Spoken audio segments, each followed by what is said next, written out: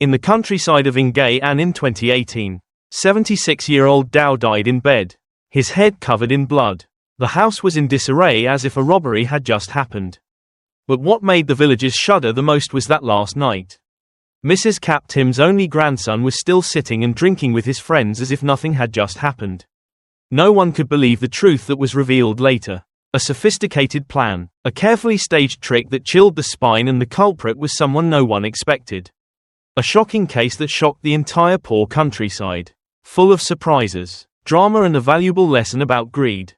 K.I.L.L.E district. Ingratitude province. Early morning on March 17, 2018. A cold March morning, foggy on the hillside, when the sunlight was just barely shining through the forest canopy. The people of K.I.L.L.E village were still there. While they were getting ready to go to the field, Ms. Mui's scream broke the silence of the quiet space. Oh my God, Mrs. Dow was dead. Her head was covered in blood. Someone had killed her. The news spread like wildfire throughout the village. People flocked to the faded 3-room house. The time of Mrs. Nguyen T. Dow, a 76-year-old widow living with her grandson named Nguyen Van Tin. The front door of the house was ajar. The inside was in chaos as if it had just been ransacked. Wooden cabinets were thrown open. Papers were scattered. Mrs. Dow lay on the bed, a large wound on her head, dried blood under the pillow. Her face was purple and cold. The house was heavy. The atmosphere of death made anyone who entered stand on end. The strange thing was that nothing was missing from the house, including the silver bracelet that he was still wearing. There was no sign of resistance. Only the back window of the house was clumsily broken in. The commune police immediately arrived to block off the scene and reported it to the K.I.L.L.E district police. The district police chief, Lieutenant Colonel Lou Van Hou, directly went to the scene to direct the incident, which was immediately considered a murder case with elements of suspicion of murder. Set up a fake crime scene. What shocked everyone the most was when someone asked where Tin was and where Mrs. Dow's grandson was. One person replied that they had been drinking with Hoang and his friends at the market's entrance last night and had come home at 11 p.m. this morning and was still not sober. That statement was like a knife cutting into the tense atmosphere. While the grandmother was murdered, Tin, the only person living with her, was drunk outside the bar as if nothing had happened since then. The murder of Mrs. Dow was no longer a private matter in a house but became the focus of the entire K.I.L.L.E district, even shaking the entire mountainous region of western Ingratitude that afternoon.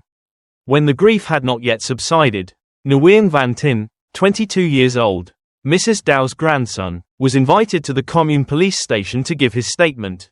His face was haggard from drunkenness.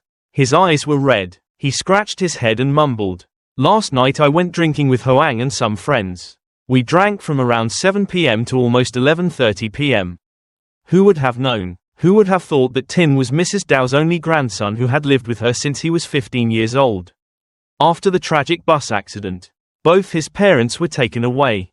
At that time, Mrs. Dow, nearly 70 years old, still struggled to raise Tin to study, raising him with the hope that he would change his life and not suffer like his parents. But her hope was shattered. Just a few years after grade 10, Tin dropped out of school, got involved with a group of bad friends, got involved in drinking, gambling, and had to borrow money. She cried and threatened to disown him many times, but then relented because she thought he was still young and foolish. A month ago, Mrs. Dow confided to her close friend, Mrs. Sao Tai, that she planned to donate her house and vegetable garden to the Tin Buddhist Charity Association Hearing Phong. Fan immediately went home to cause trouble and asked her to transfer the name to him. The two of them argued fiercely. The neighbors still heard Mrs. Dow beating her stick on the ground behind her, saying, "Don't you dare steal my land or house. Even if you die, this piece of land will not be your turn." The police found out about that and put Tin under suspicion. But when comparing his statement with those of the people involved, things were not as easy as they thought. Hoang, Tin's close friend, confirmed, "Last night we drank early. Tin sat next to me the whole time and was so drunk that he threw up on the table. He came back at almost 11:30. The others also saw the camera from the drinking place at the beginning of Yenha Market. Although it was blurry, it still recorded the image of Tin walking out at 11:22 p.m. His clothes intact, showing no signs of being in a hurry, although everyone suspected that Tin was the one with the strongest motive to take over the house. Hated Mrs. Dow and had threatened her, but with an alibi and clear witnesses. He was temporarily eliminated as a direct suspect. However, another detail raised a new wave of suspicion. After carefully examining the scene, the police discovered that the house's red book was no longer in the drawer where Mrs. Dow usually kept it if it was not a thief. So who took it and why not take the money but only the red book? At this time, 2 other names were added to the list of suspects: Mr. Bei Hong and 36 people who had direct contact with Mrs. Dow and her red book. From here, the cases began to become more complicated when not only the purple but many people in the village had reasons to act but all seemed innocent. On the morning of March 18, 2018, immediately after examining the scene and taking initial statements, the 317BD project was established under the direct direction of Lieutenant Colonel Lou Van Hao, Chief of K.I.L.L.E District Police. Because this was not simply a normal murder case. The victim was an elderly person. Living alone with his nephew, the scene showed signs of being staged and especially the house's red book was missing. The motive could be attributed to a property dispute and the first suspect was listed. Nguyen Van Tin, the grandson with the strongest motive, had a conflict with the victim over the transfer of property ownership or Mr. Bei Hong.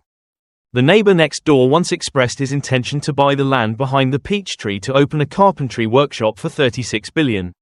Mr. Dow's best friend was the only person who knew that Mr. Dow intended to donate the land to charity and had kept the land papers for him. A few days later, when she went to the temple to give her statement and alibi, Mr. Bei Hong was invited to give his statement at 9 a.m. on March 18. This man was over 60, had squinting eyes, and spoke with a slurred voice. He stated that I had asked to buy the land from Ms. Dow. But she was very harsh.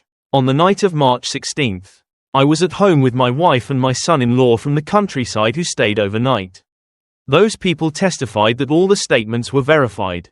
Mr. Hong's son-in-law from Tan Kai district came over to visit and confirmed that the 3 of them were drinking together late at night. The neighbors also saw strange motorbikes parked in the yard. Mr. Bar Sao, nearly 70 years old, sharp-witted and living alone, was invited up early in the afternoon. This old lady did not avoid it. I used to keep the red book for Mrs. Dow but gave it back and then she said she would donate the house to charity. She was so angry that she banged on the table and chairs. I kept advising her where she was the night of the crime. An investigator asked me if I was home alone. However, around 11 p.m., I heard a dog barking at Mrs. Dow's house and thought it was a mouse. So I didn't pay attention to the dog barking at the exact time Mrs. Dow was most likely murdered. That statement, although not incriminating, created a new wave of suspicion. Meanwhile, Nguyen Van Tin, although having an alibi from the camera and the drinking place, had one detail that the investigation team could not ignore. In the past, Tin had borrowed Mrs. Dow's land use rights certificate to borrow 15 million Vietnamese dongs, but was discovered by Mrs. Dow and beaten up with a stick. Local records show a reputation. Signs of violence, having been warned for fighting in the market but no criminal record. The unusual details stand out. The property in the house was not lost. Only the land book was lost. The wound on the victim's head was very serious, definitely proving that the perpetrator was heavy-handed or prepared.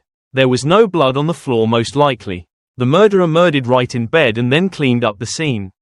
The back window was broken open but the traces were very obvious as if he had intentionally created a fake scene. Lieutenant Colonel Hao pondered over the diagram of the relationship between the suspects. He underlined Tin's name with a pen but did not circle it.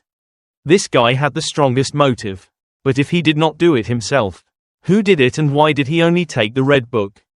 Did anyone instigate him or have an accomplice? The investigation team received orders to immediately collect all cameras around the area within a 500-meter radius, and narrow down who approached Mr. Dow in NG 3 days before the murder. A strange name suddenly appeared from the camera image of a young man who chose to learn a trade and repair cars in the town and had come to Mrs. Dow's house on March 15 with a furtive look. The case began to change direction. On the afternoon of March 19, 2018, the criminal investigation team of K.I.L.L.E district entered the 3rd day of the 317BD project with terrible pressure from public opinion. Local newspapers began to report insinuating that social networks were abuzz with speculation while Mrs. Dow's death was still unexplained. Although the first suspect Nguyen Van Tin was under special supervision, a seemingly small detail changed the direction of the investigation. The forensic team extracted a security camera from Mr. Hoa's house. the owner of a grocery store about 70 meters from the victim's house. Although the camera was blurry, at around 10:15 p.m. on March 16, it recorded a figure wearing a black jacket and a helmet riding a motorbike without a license plate stealthily around the side of Mr. Dow's house. The image was blurry but not in vain. Major Tran Kung, a forensic technician, zoomed in on each frame. Although the young man had his head bowed, he was quite thin and had a faint tattoo on his left arm. That detail made an investigator look familiar. This figure resembled Nam, an apprentice mechanic at the repair shop at the beginning of town. The name Tran Van Nam, 18 years old, was immediately verified, from Mao Duc Commune, a neighboring district in Vietnam, who had repaired cars for Tin and his friends many times. The unusual thing is that in the phone, there were ambiguous messages with Nam on March 14 and 15. The old lady has a safe, but there are documents in the cabinet. I'm thinking of something to report. After the emergency summons, the young man was summoned on the afternoon of March 19. His eyes were pale and kept moving. When the investigator asked about the evening of March 16, he said, "I went to buy rice, ate it, and then went to sleep. I didn't go anywhere." But when comparing the time, the camera at the restaurant showed that Nam only appeared at 7:30 p.m. after that. No one knew where he went. On Nam's left arm, there was a small tattoo that matched the image from the camera. When asked about the text message with Tim, Nam was confused and made an excuse to joke. At this time, Tim was called up for the second time, when faced with the text message and the image of Nam sneaking around his grandmother's house. His eyes began to waver. "I didn't order him around. He just asked me, 'What about the land papers?' I just told him that Grandma kept the books in an easy-to-open locked cabinet." That sentence made the entire investigation team reconstruct the reversal from Nam's testimony. After a tense mental battle for 6 hours, Nam put his head down on the table and tremblingly confessed, "I didn't intend to kill Grandma. I just intended to sneak in to get the red book. Tim and I discussed it. Grandpa told her to keep it in the safe and then borrow it to pawn it to pay off the debt. That night, I climbed through the back door and found the book, but Mrs. Dow woke up. She screamed. I was so scared, grabbed the lamp on the table and smashed it, then ran to confess like a thunderbolt in the dark night. The murderer was Tran Van Nam, but the person who incited and facilitated the act was Nguyen Van Tin. Both were immediately arrested to investigate the murder and accomplices' unexpected details. Mr. Dow's suicide note. Right after the murderer was caught, Mrs. Sao T, the victim's close friend, handed over a handwritten letter written by Mr. Dow 3 days before the murder. She found it in the altar cabinet while helping clean the house after the funeral. "If anything happens to me, it will definitely be Tim, because he is the one who plots with the land, house. I have no grudge against anyone. My grandson is no longer gentle. Just like the last bitter words of the grandmother who once placed all her hopes on her orphaned grandson." 2 months after the shocking case in Yen Ha Hamlet, the names Nguyen Van Tin and Tran Van Nam are still the topic of discussion in the countryside market and tea shops. Some people feel sorry for Mrs. Dow, a hard-working mother and grandmother who could not rest in peace until the end of her life. Others are indignant at her unfilial grandson. Some people pity Nam, whose misguided youth was dragged into the quagmire of someone else's ambition. The first instance trial was held publicly. The court was packed with people attending in the mid-June sun. The central region seemed to want to burn the road surface. But the atmosphere in the trial was cold to the point of numbness. Tran Van Nam, the direct perpetrator. Nam was led in a wrinkled white shirt or handcuffed in front of his stomach. He bowed his head, not daring to look up at the audience seats, where his old mother was silently crying in a tattered conical hat. The presiding judge, Judge Dang Hu Can, read each accusation clearly. The defendant Tran Van Nam sneaked into Ms. Dow's house at 10 p.m. on March 16, 2018 with the purpose of seizing the house and land documents while being discovered. The defendant used a desk lamp to hit Mrs. Dow's head, causing her death on the spot. Then the defendant took the land book and fled. Nam burst into tears, his voice trembling like the wind. The defendant did not intend to kill anyone, only because he was afraid of being arrested, scared of being scolded. He thought she had just fainted. The jury just silently took notes. No one defended Nam, but no one scolded him either. A few people looked at him and sighed. At the age of 18, just out of school, He became a murderer just because of 5,000,000 in debt and an invitation from a bad friend. Nguyen Van Tin. Crime was built from greed when Tin's name was called. The whole hall erupted in fierce discussions. The 22-year-old man stepped up to the podium, thin but with a stubborn face. Unlike Nam Tin, who had no remorse, he argued, denied and waved his hands. I was just joking with him. What did he do? I don't know. I didn't tell him to kill her. So why did you text about the land book, the location, the control papers? The boarder asked me. I was just joking. And besides, I didn't think he would do that. Murmurs of indignation erupted throughout the courtroom. The people of Yen Ha could not forgive the grandchild who had been raised by his grandmother.